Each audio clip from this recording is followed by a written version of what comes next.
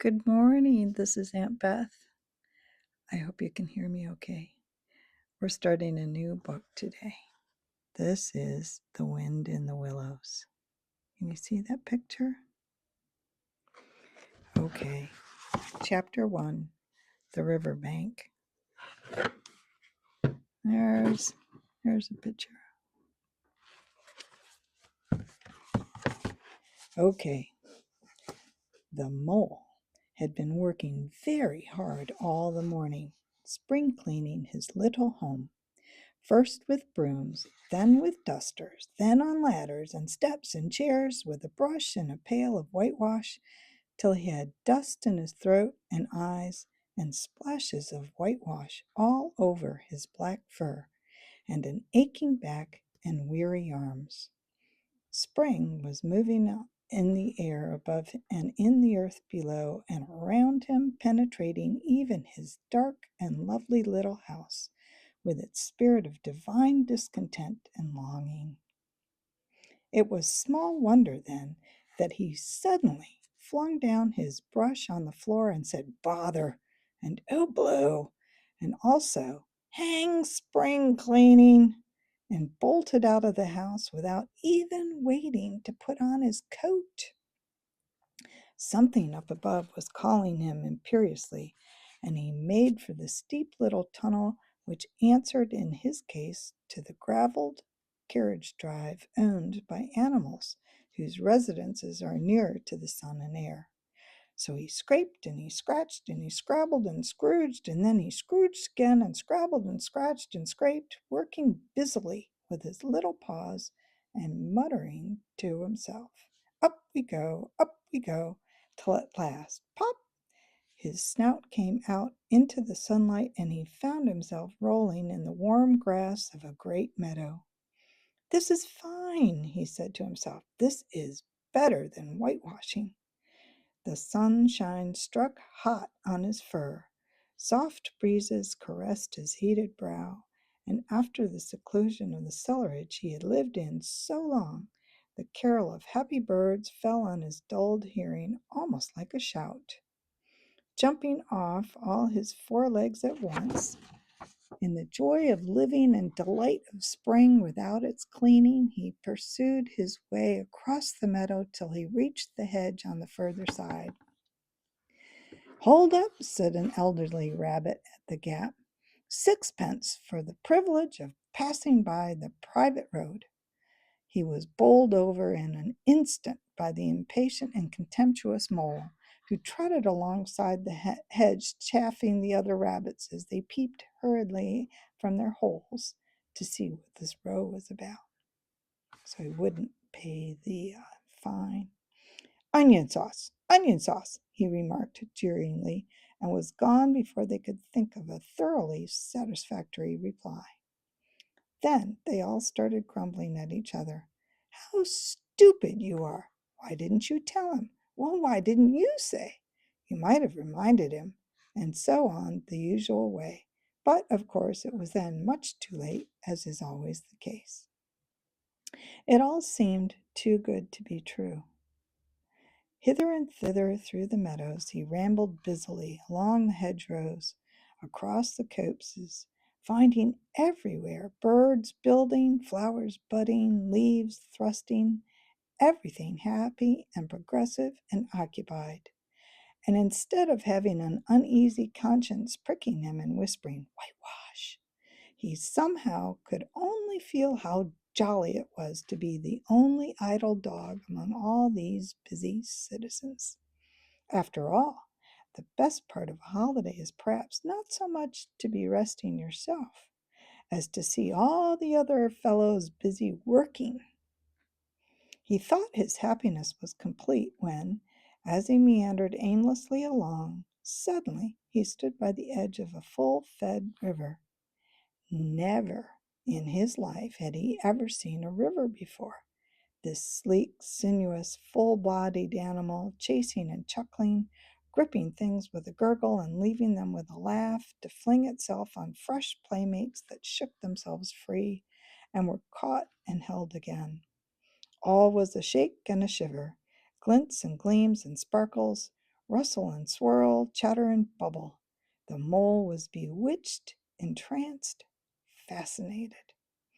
By the side of the river he trotted as one trots when very small, by the side of a man who holds one spellbound by exciting stories. And when, tired at last, he sat on the bank, while the river still chattered on to him, a babbling procession of the best stories in the world, sent from the heart of the earth to be told at last to the insatiable sea.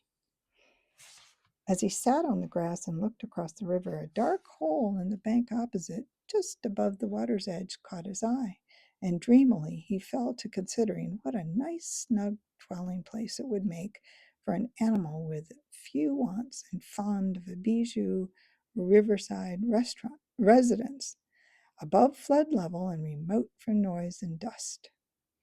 As he gazed, something bright and small seemed to twinkle down in the heart of it, vanished, then twinkled once more like a tiny star. But it could hardly be a star in such an unlikely situation, and it was too glittering and small for a glowworm. So a small face began to grow up like a frame picture, a brown little face with whiskers, a grave round face with the same twinkle in its eye that had first attracted his notice, small, neat ears, and a thick, silky hair. It was the water rat. Then the two animals stood and regarded each other cautiously. Remember, he's on the other side of the river. "Hello, Mole," said the water rat. "Hello, Rat," said the mole. "Would you like to come over?" inquired the rat presently. "Oh, it's all very well to talk," said the mole, rather pettishly, he being new to a river and riverside life and its ways. The rat said nothing, but stooped and unfastened a rope and hauled on it, then lightly stepped onto a little boat which the mole had not observed. It was painted blue outside and wide within, and was just the size for two animals, and the mole's whole heart went out to it at once, even though he did not yet fully understand its uses. The rat sculled smartly across and made fast. Then he held up his forepaws. The mole stepped gingerly down. "Lean on that," he said. "Now then, step lively." And the mole, to his surprise and rapture, found himself actually seated in the stern of a real boat. "This has been a wonderful day," said he, as the rat shoved off and took to the sculls again. "Do you know, I've never been in a boat before in all my life." "What?" cried the rat, open-mouthed. "Never been in a... You never... Well, what have you been doing then?" "Is it so nice as all that?" said the mole shyly, although he was quite prepared to believe it as he leant back on his seat and surveyed the cushions, the oars, the rowlocks, and all the fascinating fittings, and felt the boat rock and sway lightly under him. "Nice? It's the only thing," said the water rat solemnly as he leant forward for his stroke. "Believe me, my young friend, there is nothing, absolutely nothing, half so much worth doing as simply messing about in boats. Simply messing," he went on dreamily, "messing about in boats, messing." "Look ahead, Rat!" cried the mole suddenly. It was too late. The boat struck the bank full tilt. The dreamer, the joyous oarsman, lay on his back at the bottom of the boat, his heels in the air. "About in boats, or with boats," the rat went on composedly, picking himself up with a pleasant laugh. "In or out of 'em, it doesn't matter. Nothing seems really to matter. That's the charm of it. When you get away or whether you don't, whether you arrive at your destination or whether you reach somewhere else, or whether you never get anywhere at all, you're always busy and you never do anything in particular. And when you've done it, there's always something else to do. And you can do it if you like, but you'd much rather not. Look here, if you've really nothing else on hand this morning, supposing we drop down the river together and have a long day of it." The mole waggled his toes from sheer happiness, spread his chest with a sigh of full contentment, and leaned back blissfully onto the soft cushions. "What a day I'm having," he said. "Let us start at once." "Hold on hard a minute, then," said the rat. He looped the painter through the ring on its landing stage, climbed up into his hole above, and after a short interval reappeared, staggering under a fat wicker lunch basket. "Shove that under your feet," he observed to the mole as he passed it down from into the boat. Then he untied the painter and took to the sculls again. "What's inside it?" asked the mole, wriggling with curiosity. "There's cold chicken inside it," replied the rat briefly. "Cold tongue, cold ham, cold beef, pickled gherkin salad, French rolls, crust sandwiches, potted meat, ginger beer, lemonade, soda, water." "Oh, stop, stop!" cried the mole in ecstasies. "This is too much." "Do you really think so?" inquired the rat. "It's only what I always take on these little excursions, and the other animals are always telling me that I'm a mean beast and cut it very fine." The mole never heard a word he was saying, absorbed in the new life he was entering upon, intoxicated with the sparkle, the scents and the sounds and the sunlight. He turned long waking dreams. Rat, like the wolf was, sculled steadily on and forbore to disturb him. "I like your clothes awfully, old chap," he remarked after some half hour or so had passed. "I'm going to get a black velvet smoking suit myself one day as soon as I can afford it." "I beg your pardon," said the mole, pulling himself together with an effort. "You must think me very rude, but all this is so new to me. So, this is a river?" "The river," corrected the rat. "And you really live by the river? What a jolly life!" "By it and with it and on it and in it," said the rat. "It's brother and sister to me, and aunts and company and food and drink and naturally washing. It's my world, and I don't want any other. What it hasn't got is not worth having, and what it doesn't know, it's not worth knowing. Lord, the times we've had together!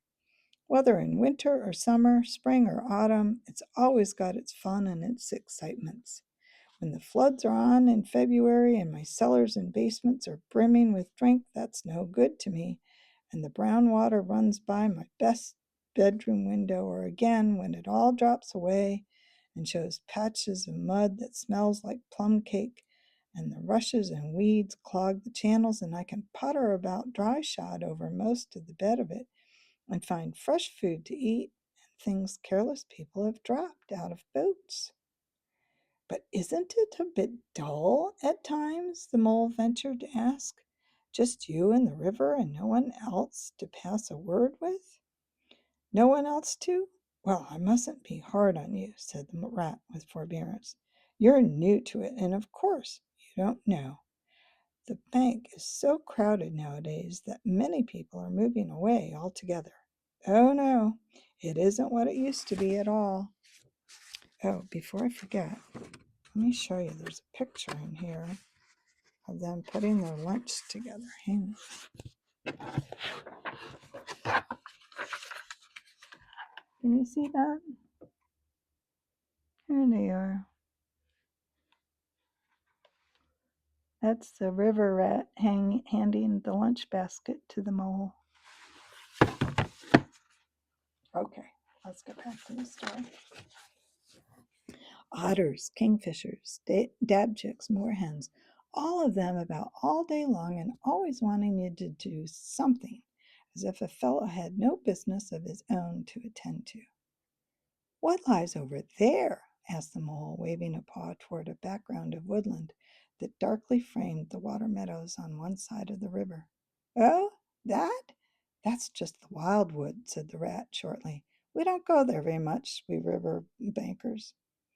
"Aren't they very nice people over there?" said the mole a trifle nervously. "Well," replied the rat, "let me see. The squirrels are all right, and the rabbits, some of them, but rabbits are a mixed lot. And then there's Badger, of course. He lives right in the heart of it. Wouldn't live anywhere else either if you paid him to do it. Dear old Badger. Nothing interferes with him. They'd better not, he added significantly. Why, who should interfere with him? Asked the mole. Well, of course, there are others, explained the rat in a hesitating sort of way.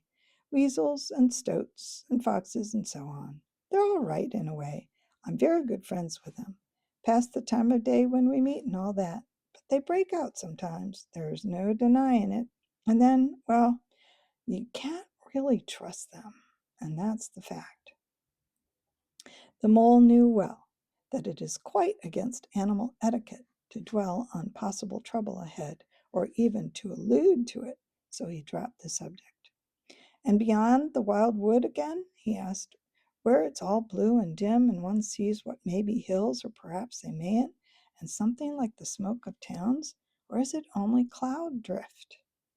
Beyond the wild wood comes the wide world, said the rat, and that's something that doesn't matter either to you or to me. I've never been there, and I'm never going, nor you either, please.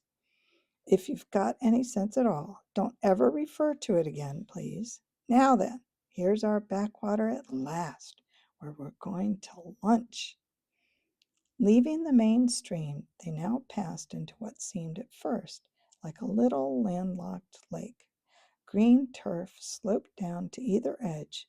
Brown, snaky tree roots gleamed below the surface of the quiet water, while ahead of them the silvery shoulder and foamy tumble of a weir, arm in arm with a restless, dripping mill wheel that held up its turn, a gray-gabled mill house, filled the air with a soothing murmur of sound, dull and smothery, yet with a little clear voices speaking up cheerfully out of it at intervals.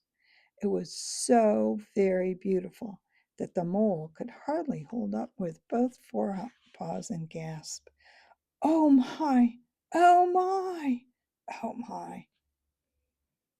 The rat brought the boat alongside the bank, made her fast, helped the still awkward mole safely ashore, and swung out the luncheon basket. The mole begged as a favor to be allowed to unpack it all by himself, and the rat was very pleased to indulge him and to sprawl at full length on the grass and rest, while his excited friend shook out the tablecloth and spread it, took out all the mysterious packets one by one and arranged their contents in due order, still gasping, "Oh my! Oh my!" at each fresh revelation. When it was ready, the rat said, "Now pitch in, old fellow," and the mole was indeed very glad to obey, for he had started his spring cleaning at a very early hour that morning, as people will do, and had not paused for bite or sup, and he had been and he had been through a great very deal since that distant time, which now seemed so many days ago. "What are you looking at?" said the rat presently, when the edge of their hunger was somewhat dulled, and the mole's eyes were able to wander off the tablecloth a little. "I am looking," said the mole, "at a streak of bubbles that I see traveling alongside the surface of the water. That is a thing that strikes me as funny." "Bubbles? Oh ho!" said the rat, and chirruped cheerily in an inviting sort of way. A broad, glistening muzzle showed itself above the edge of the bank, and the otter hauled himself out and shook the water from his coat. "Greedy beggars," he observed, making for the provender. "Why didn't you invite me, Ratty?" "This is an impromptu affair," explained the rat. "By the way, my friend, Mr. Mole." "Proud, I'm sure," said the otter, and the two animals were friends forthwith. "Such a rumpus everywhere," continued the otter. "All the world seems to be on the river today. I came up this backwater to try and get a moment's peace and then stumble upon you fellows. At least, I beg pardon. I don't exactly mean that, you know." There was a rustle behind them proceeding from a hedge wherein last year's leaves still clung thick, and a stripy head with high shoulders behind it peered forth at them. "Come on, old badger!" shouted the rat. The badger trotted forward a pace or two, then grunted, company, and turned his back and disappeared from view. That's just the sort of fellow he is, observed the disappointed rat. Simply hates society. Now we shan't see any more of him today. Well, tell us, who's out on the river? Toad's out, for one, replied the otter, in his brand new wager boat. New togs and new everything. The two animals looked at each other and laughed. Once it was nothing but sailing, said the rat. Then he tired of that and took to punting. Nothing would please him but to punt all day and every day, and a nice mess he made of it. Last year it was houseboating, and we all had to go and stay with him in his houseboat and pretend we liked it. He was going to spend the rest of his life in a houseboat. It's always the same. Whatever he takes up, he gets tired of it and starts on something fresh. Such a good fellow, too, remarked the otter reflectively, but no stability, especially in a boat. From where they sat, they could get a glimpse of the main stream across the island that separated them, and just then a wager boat flashed into view. The rower, a short, stout figure, splashing badly and rolling a good deal, but working his hardest. The rat stood up and hailed him, but Toad, for it was he, shook his head and settled sternly to his work. He'll be out of the boat in a minute if he rolls like that, said the rat, sitting down. Of course he will, chuckled the otter. Did I ever tell you the good story about Toad and the lockkeeper? It happened this way. Toad. An errant mayfly swerved unsteadily athwart the current in the intoxicated fashion affected by the young bloods of mayflies. Seeing life, a swirl of water and a cloop, and the mayfly was visible no more, and neither was the otter. Oh, and here's a picture of Toad with the mole and with the river rat. Hang on. There you go.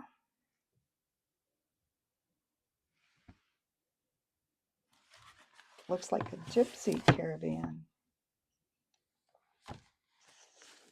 The mole looked down. The voice was still in his ears, but the turf whereon he had sprawled was clearly vacant. Not an otter to be seen as far as the distant horizon. But again, there was a streak of bubbles on the surface of the river. The rat hummed a tune, and the mole recollected that animal etiquette forbade any sort of comment on the sudden disappearance of one's friends at any moment, for any reason or no reason whatsoever. Well, well, said the rat, I suppose we ought to be moving. I wonder which of us had better pack the luncheon basket. He did not speak as if he were frightfully eager for the treat. Oh, please, let me, said the mole. So, of course, the rat let him. Packing the basket was not quite such pleasant work as unpacking the basket. It never is. But the mole was bent on enjoying everything, and although just when he had got the basket packed and strapped up tightly, he saw a plate staring at him from the grass, and when the job had been done again, the rat pointed out a fork, which anybody ought to have seen, and last of all, behold, the mustard pot, which he had been sitting on without knowing it, and still somehow the thing got finished at last, without much loss of temper. The afternoon sun was getting low as the rat sculled gently homeward in a dreamy mood, murmuring poetry things over to himself and not paying much attention to Mole. But the mole was very full of lunch and self-satisfaction and pride, and already quite at home in a boat, so he thought, and was getting a bit restless besides, and presently he said, Ratty, please, I want to row now. The rat shook his head with a smile. Not yet, my young friend, he said. Wait till you've had a good few lessons. It's not so easy as it looks. The mole was quiet for a moment or two, but he began to feel more and more jealous of Rat, sculling so strongly and so easily along, and his pride began to whisper that he could do it every bit as well. He jumped up and seized the sculls so suddenly that the rat, who was gazing out over the water and saying more poetry things to himself, was taken by surprise and fell backwards off his seat with his legs in the air for the second time. while the triumphant mole took his place and grabbed the skulls with entire confidence. "Stop it, you silly ass!" cried the rat from the bottom of the boat. "You can't do it. You'll have us over." The mole flung his skulls back with a flourish and made a great dig at the water. He missed the surface altogether. His legs flew up over his head, and he found himself lying on top of the prostrate rat. Greatly alarmed, he made a grab at the side of the boat, and the next minute, sploosh! Over went the boat, and he found himself struggling in the river. Oh my, how cold the water was, and oh, how very wet it felt. How it sang in his ears as he went down, down, down.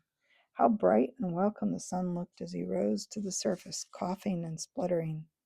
How black was his despair when he felt himself sinking again. Then a firm paw gripped him by the back of his neck. It was the rat, and he was evidently laughing, and the mole could feel him laughing, right down his arm and through his paw, and so into the mole's, neck. The rat got hold of a skull and shoved it under the mole's arm. Then he did the same by the other side of him, and swimming behind him, propelled the helpless animal to shore, hauled him out, and set him on the bank, a squashy, pulpy lump of misery. When the rat had rubbed him down a bit and wrung some of the wet out of him, he said, "Now then, old fellow, trot up and down the towing path as hard as you can till you're warm and dry again while I dive for the luncheon basket." So the dismal mole, wet without and ashamed within, trotted about till he was fairly dry, while the rat plunged into the water again, recovered the boat, righted her and made her fast, fetched his floating property to the shore by degrees, and finally dived successfully for the luncheon basket and struggled to land with it. When it was all ready for the start once more, the mole, limp and dejected, took his seat in the stern of the boat, and as they set off, he said in a very low voice, broken with emotion, "Ratty, my generous friend, I am very sorry indeed for my foolish and ungrateful conduct. My heart quite fails me when I think how I might have lost that beautiful luncheon basket. Indeed, I have been a complete ass, and I know it. Will you overlook it this once and forgive me and let things go as before?" "That's all right, bless you," responded the rat cheerily. "What's a little wet to a water rat? I'm more in the water than out of it most days. Don't you think any more about it. And look here, I really think you had better come and stop with me for a little time. It's very plain and rough, you know, not like Toad's house at all, but you haven't seen that yet. Still, I can make you comfortable, and I'll teach you to row and to swim, and you'll soon be as handy on the water as any of us." The mole was so touched by his kind manner of speaking that he could find no voice to answer him, and he had to brush away a tear or two with the back of his paw.